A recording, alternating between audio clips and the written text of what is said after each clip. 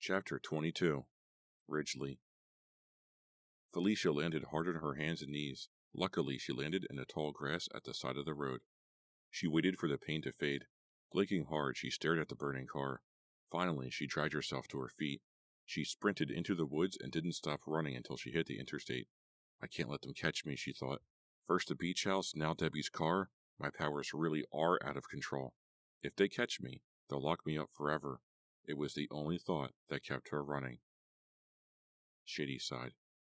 Now it was time for her to run again. Time to leave Shadyside. Time to leave Nick. Stop thinking of him, Felicia scolded herself as she turned onto Fierce Street. There's nothing in Shadyside for you anymore. Nick didn't care about her. Zan wanted to kill her. Felicia finally knew how to control her powers, how to use them for good, but that only made people want to put her face on TV for the police to see. Felicia ran up the steps of Dr. Jones's house, then slammed and locked the door behind her. It took only 5 minutes to pack up her stuff. She thought about taking off tonight, right now. No, she thought, I can't leave without Dad's picture. It's all I have left. Felicia slept on a living room couch. From there, she could see if a car pulled into the driveway during the night. If the police came, she would run straight out the back door and keep running. The sunlight woke Felicia. Miss Quiz slept on her lap, purring softly. Dr. Jones's house was silent. No police, Felicia realized. No one came after me. Not even Nick. Felicia stood up and pulled her baseball cap on. Time for school, she thought. Time to go to Shadyside High one last time. Just get the picture, she told herself as she walked. Don't talk to anyone. She slipped through the front doors of the high school a few minutes early. The halls were just starting to fill up. Students buzzed back and forth in her path. Felicia ignored them all. She stared at the ground as she walked. Finally, she reached her locker. She started to work the combination lock. When a hand clutched her arm and yanked her roughly to the side. Chapter 23. Felicia let out a scream. She turned and swung her fist as hard as she could. A heavy hand clamped over her mouth. The other hand pushed her back against the locker. Calm down, Felicia. It's only me. Nick! He moved his hand away from her mouth. Sorry I scared you. I just wanted to talk. Are you kidding? She cried. Let go of me. Felicia tried to shove him away. He tightened his grip on her arm. No, I have to talk to you. I'm not going to let you go now. Nick slid his arms around her, pulled her close, and kissed her. Felicia was too shocked to struggle. All the anger she had felt melted away. She threw her arms around him and kissed him back. Finally, Nick broke away. He gazed into her eyes. Felicia, I'm so sorry about last night, he told her. I didn't mean what I said to Zan. You're not nothing. You mean everything to me. Oh, Nick, she whispered. I feel the same way. Whoa, he replied. That's good. Nick, there's something If it's Zan you're worried about, don't, he said quickly.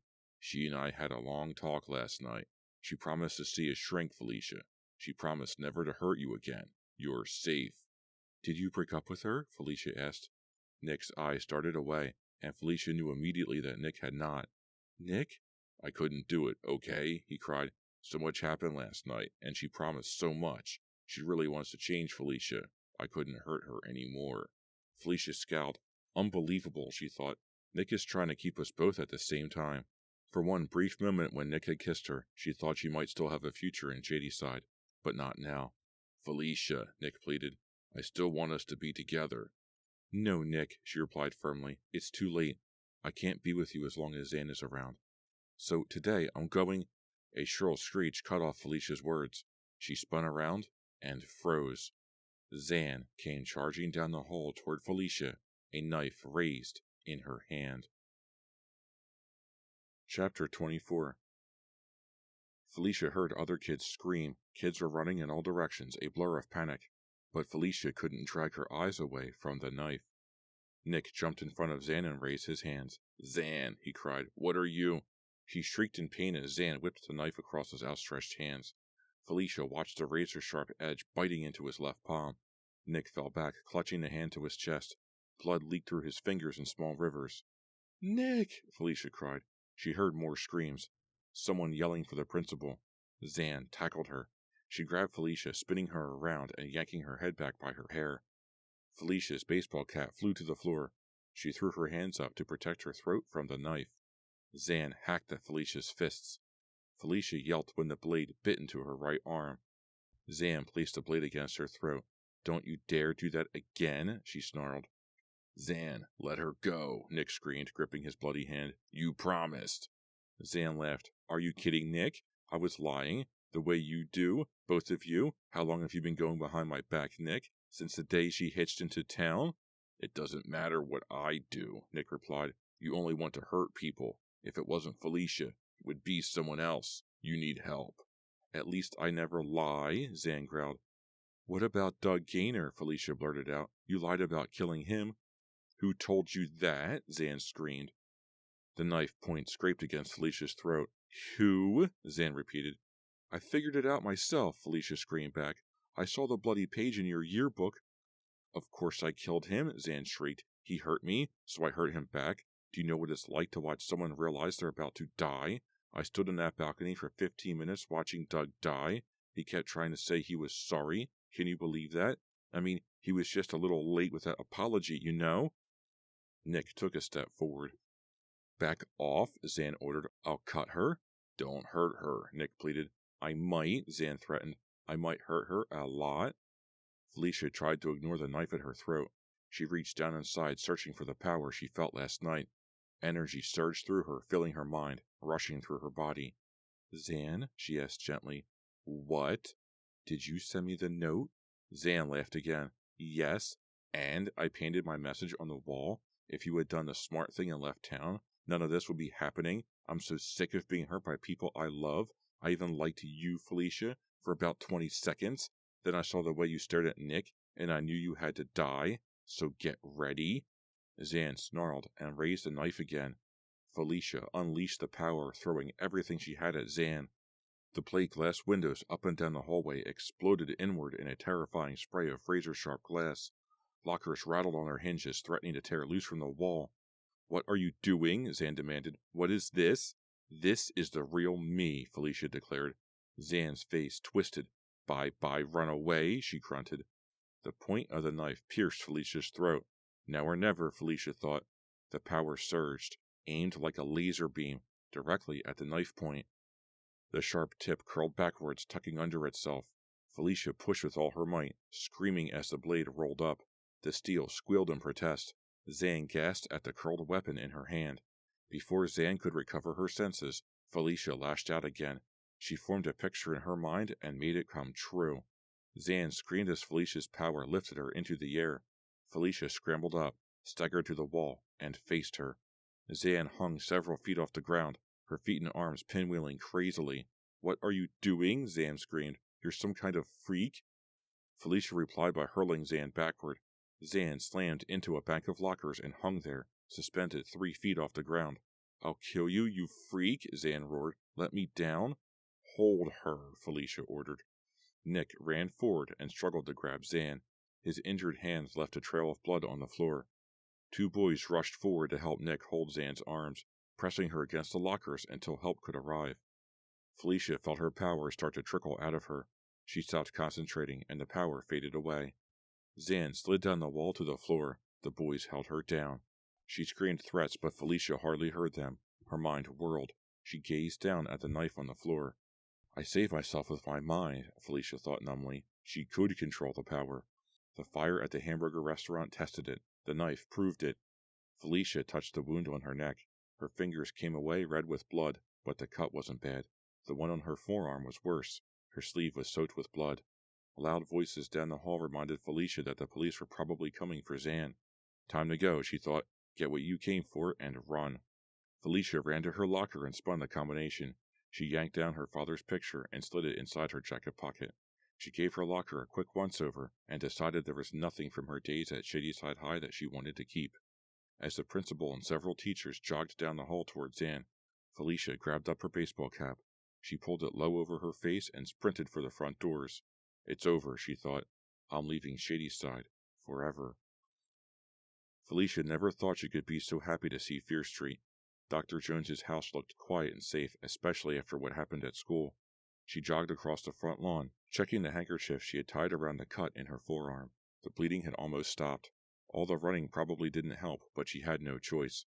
She had to get out of Shadyside before the police found out where she was staying. Felicia flung open the door and hurried inside. This is it, she thought. Follow your plan, Felicia. Grab your backpack, dump some food from Miss Quiz, and get out. Felicia knew the cat would be okay. Dr. Jones wasn't due back for weeks, but Bobby, the college kid who was supposed to watch Miss Quiz, would be back any day. Still, it was hard to leave the cat behind. As Felicia pulled the front door closed, she could hear her meowing inside. Felicia dug in her jeans pocket for the key to lock the door. She planned to leave that in the mailbox for Bobby. One of the boards on the porch creaked. Felicia froze. Why would the wood creak? Unless someone stepped on it. Someone grabbed her arm. Felicia screamed. Zan. Zan had escaped and come after her. Felicia twisted away and prepared to defend herself. Chapter 25. Debbie, Felicia exclaimed. What are you doing here? Felicia dropped her backpack onto the porch and threw her arms around her old friend. Debbie pushed her away. Felicia stumbled backward and stared at her in surprise. Then she noticed the expression on Debbie's face. Debbie, what's wrong? Felicia whispered. Why are you here? Did something happen to Aunt Margaret? Guess what I saw on the news last night, Debbie replied. Some grease pit burned to the ground in a town called Shadyside, but one brave girl risked her life to rescue her co-workers and customers. Felicia stiffened. The fire. She had made the news after all. The weird thing, Debbie continued, is the way the brave girl fought the flames. No one could really explain it, and of course, the brave girl couldn't be reached for comment. One witness said it was as if she willed the flames back. Debbie's eyes were filled with malice. You couldn't resist it, could you? She asked. You had to be the great American heroine. Well, now everyone knows who you are, Felicia. Everyone knows about your precious powers. Debbie, Felicia stammered, what's going on? Why are you saying these things? Because it makes me sick, Debbie snapped. You can't even disappear without messing it up. Everyone wants to hunt you down, Felicia. All I can say is, I'm glad I found you first. Why? Felicia demanded. Debbie's mouth twisted into a sneer. Because I'm going to kill you, and this time I'm going to do it right. Chapter 26. Kill me? Felicia choked out. Why? She retreated until her shoulders bumped the front door. She had nowhere else to go. Because I thought you were dead already, Debbie explained angrily. But I messed up. I thought you were in my car when it exploded. Felicia's mind whirled. That's impossible. How could you know my powers were going to fly out of control and blow up your car?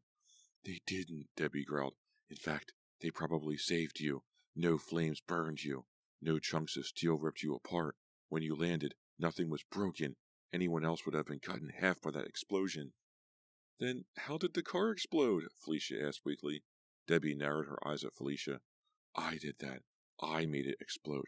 You're so wrapped up in yourself that you never figured out that I have telekinetic powers too. I have always had them, and mine are even greater than the great Felicia's. Felicia felt numb. She didn't understand what Debbie was telling her. Debbie did have powers? That's why she stayed at the Ridgely lab for so long, Felicia realized. Don't look so shocked, Debbie snapped. I was always a better liar than you. I had enough sense not to let the whole world know about my powers. All you could do was whine about how the power was ruining your life. Felicia began moving slowly along the front wall of the house. I don't care if you have powers, she said. I never cared. You were the one who seemed so jealous. I'm not jealous of you, Debbie replied. Your powers are nothing, but you were too much of a risk after the beach house. I couldn't let anyone find out the truth about what happened. I lied. I never talked to the cops that night. Neither did Dr. Shanks. But I couldn't take the chance that you might tell them later on. Little Miss Guilty Conscience and all. Debbie, I don't get it, Felicia pleaded. What are you talking about? I loved Andy Murray, Debbie cried. You were so into your miserable life at Ridgely that you never knew. I thought he cared about me, too. But he didn't know I was alive. I couldn't get him away from Christy. He just walked away from me. But my plan was perfect. Neither of them escaped. Plan? Felicia choked out. Andy and Christy went to that old beach house all the time. It was her favorite spot. They always thought they were alone, but I watched them. I figured they should die there since they liked it so much. I brought you along that day to help me. I wasn't sure I could make the whole house collapse by myself. I never moved anything that big before. You used me for murder? Felicia cried. You're insane. I'm brilliant, Debbie replied. But I learned one thing from you, Felicia. What's that? That I didn't need you as much as I thought. Your tiny powers barely made a dent in that house. It was all me. Debbie crossed her arms. And now it's time for the little runaway to stop running. For good. Felicia's power charged through her veins. Even after her run-in with Zan, Felicia still felt strong. She knew more about controlling her power than ever before. But was it enough to beat Debbie? Try, she told herself. She lashed out at Debbie, and Felicia heard a loud smack. Debbie fell back, holding her cheek. What was that? Debbie demanded. The slap in the face you deserve, Felicia cried. Debbie let out a roar of rage. She flung her hands out, and Felicia hit the roof of the porch. The wood splintered against her back. Air whooshed out of her lungs, and she hung there in the air the way Zan had against the lockers. Debbie was strong. Felicia lashed out again, blowing Debbie off the porch with a powerful invisible current. Debbie landed on her back on the front lawn. Felicia felt the invisible hand release her. She fell to the porch, gasping for air. Before she could regain her balance, the porch exploded from under her. She felt weightless as she flew over the lawn in a blizzard of wood splinters and rusty nails. She hit the ground hard, but for the first time, Felicia actually felt her power protect her from the impact. Get up, an inner voice commanded her. Fight her! Debbie was too fast. She tore loose a massive tree branch from one of the big maples on the front lawn, her mind swinging it at Felicia like a bat. Felicia had no time to duck. Instinctively, she reached out to the nearest object, a 6-foot light pole near the driveway, and yanked it from the ground. It came loose with a groan and met Debbie's tree limb head-on. The shockwave sent Debbie reeling backwards. The tree limb dropped to the lawn. Felicia moved in for the kill. She hurled a twisted, ruined end of the light pole at Debbie like a spear. Debbie rolled to the side with a grunt. The light pole dug into the grass harmlessly, sticking out of the dirt like a javelin. Nice try, Debbie taunted. She glanced away from Felicia for a second, her eyes betraying her next target, Dr. Jones's recycling trash can. Oh no, Felicia thought. The garbage can flipped on its side. An avalanche of cans and bottles poured out, firing off like fastballs.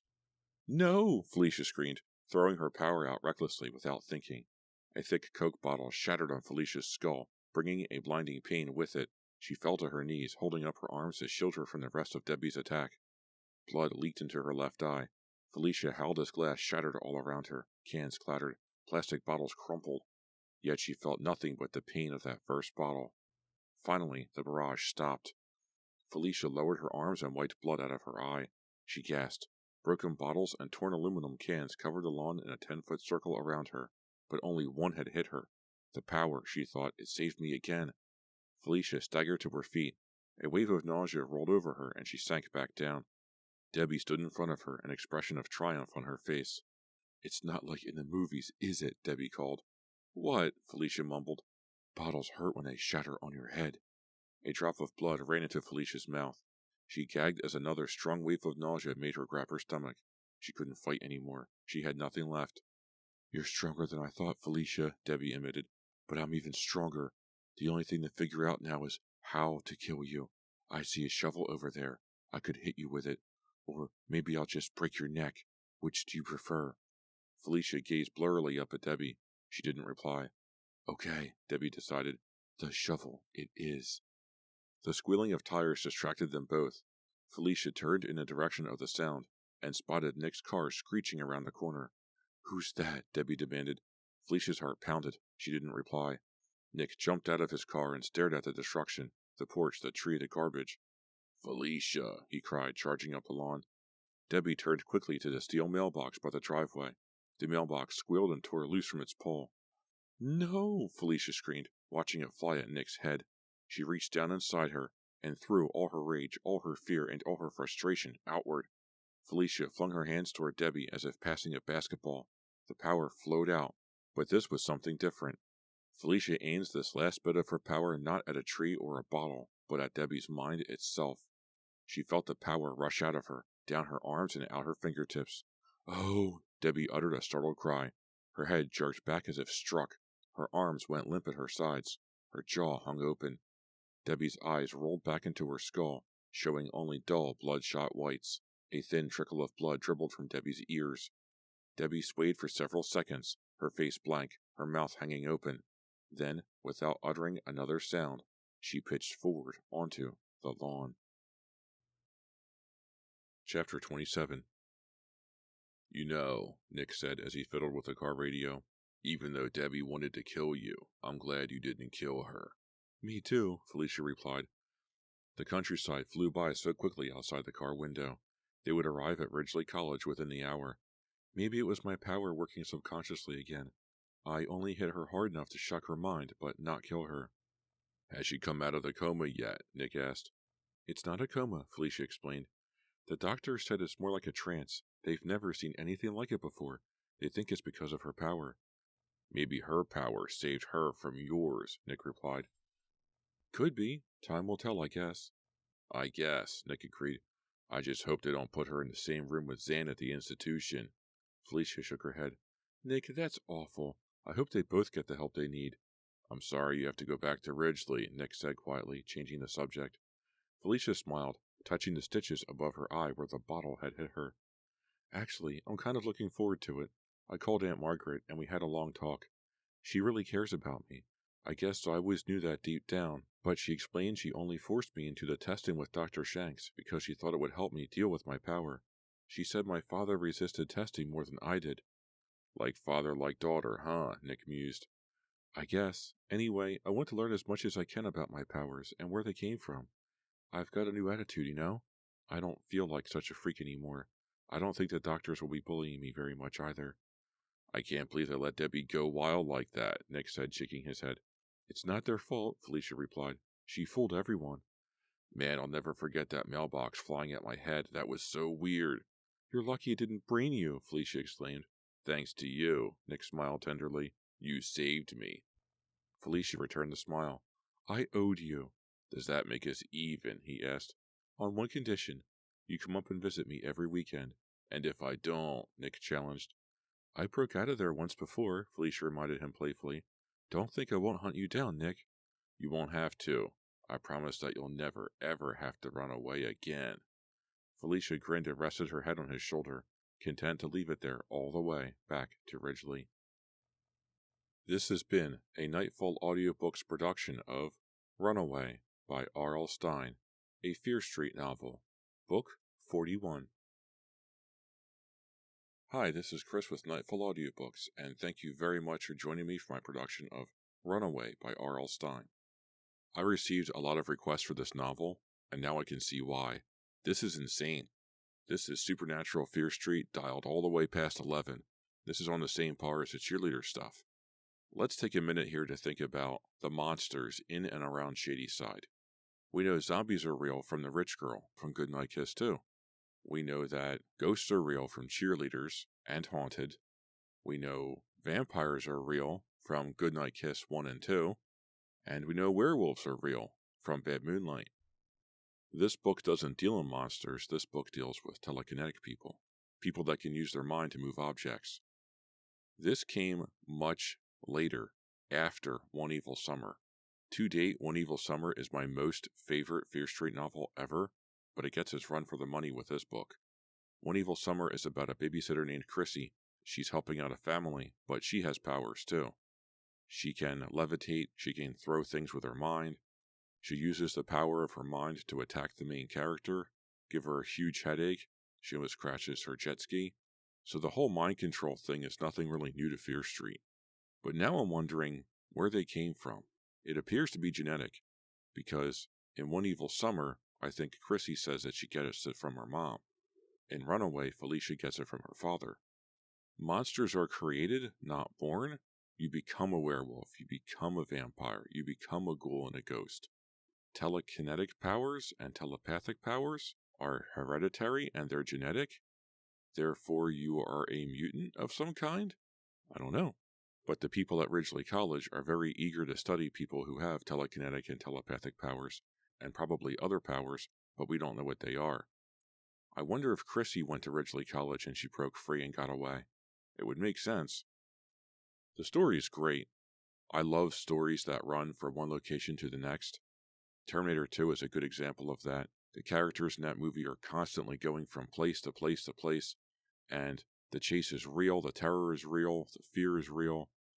This book starts that way with Felicia getting into a car, and then the guy calls himself Homicide, and she gets out and she runs away from him.